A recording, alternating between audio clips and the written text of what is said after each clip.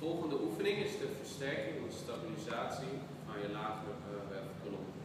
Ga op de zij liggen en buig je knieën.